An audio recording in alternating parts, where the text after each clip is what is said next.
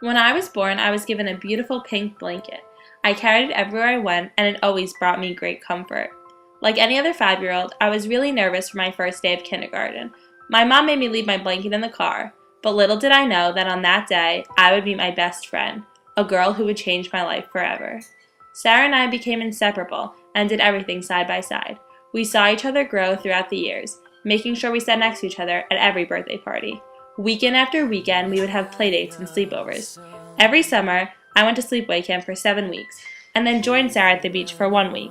We loved doing art projects, especially beading. We even made each other friendship necklaces that we wore all the time. I made her best, and she made me friend. Like the puzzle piece charms, we fit together. As we shared our deepest, darkest secrets, sometimes I felt she knew me better than I knew myself. But one secret no one could foretell was disclosed in 2002, when Sarah was diagnosed with a brain tumor. I watched as my energetic best friend got sicker and sicker. Summertime came, so I went to Sarah's house the day before I left for camp. I knew Sarah was sick, so I made sure to bring her a gift. I gave her my blanket and told her that I hope it brought her as much comfort as it brought me. She couldn't talk, but I knew she really appreciated it. I wrote Sarah every single day, but the letters I got back were ones written from her mom. I was so excited to come home and see Sarah. I knew she'd get better. I was sure of it. 1 week before camp ended, I was told I had to go to the office immediately. They told me to call home. My dad answered the phone. "Your friend Sarah," he said. She didn't make it. I couldn't comprehend it. Sarah had died. The next day, I sat in the second row at my best friend's funeral, and her brother announced during his eulogy that when Sarah passed, she was holding my blanket. Right away, I started fundraising for children with cancer. I didn't want anyone to suffer like Sarah did. I had garage sales at my house, and I always wore Sarah's picture around my neck. I even started a school store. Then I began working at camp for children with cancer and blood disorders, and won a national contest. Their smiles and laughter made me feel like I was actually making a difference.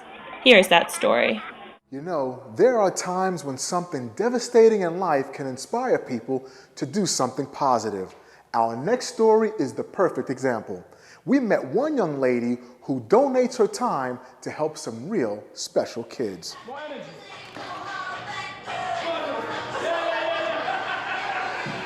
It takes a special person to volunteer, a selfless person who believes in making a difference. This year, Mud Jean Company launched a campaign entitled Mud Girls Move the World, showcasing 4 young women who have dedicated their lives to making the world a better place.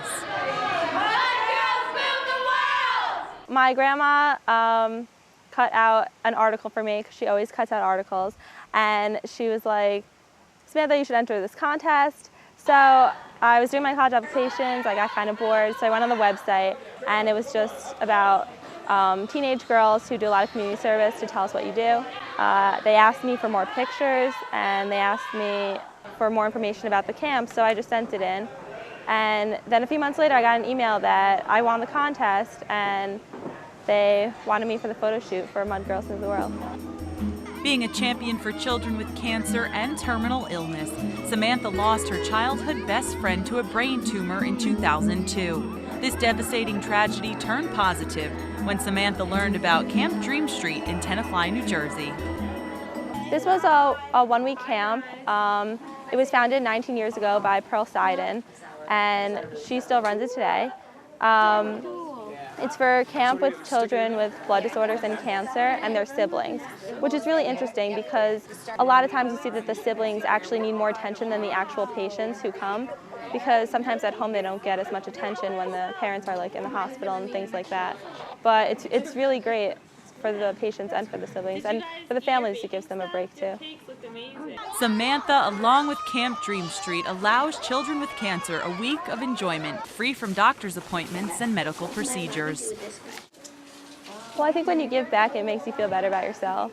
And it's just like when you can see that with the smiles on the kid's face, like it sounds cheesy, but like you can really make a difference in someone's life just by like 1 week of camp, just giving them a few activities. Like a lot of the kids come from the inner city, they don't really have an opportunity like this, and it's free for them. And the counselors all volunteer, so it's just like everyone wants to be here, and it's just a really positive experience for everyone. After spending the day with Samantha, I realized her positive actions brought joy to all those around her.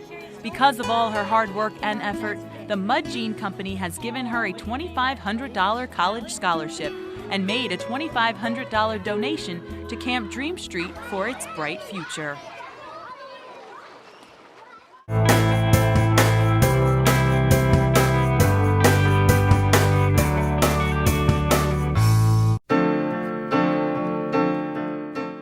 After Camp Dream Street, I went to Penn State and heard about THON.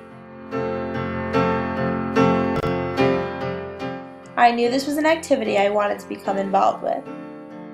Last year, Sarah's mom gave me the friendship necklace because she said they belonged together. I wore the two of them at THON because I was there for both Sarah and myself.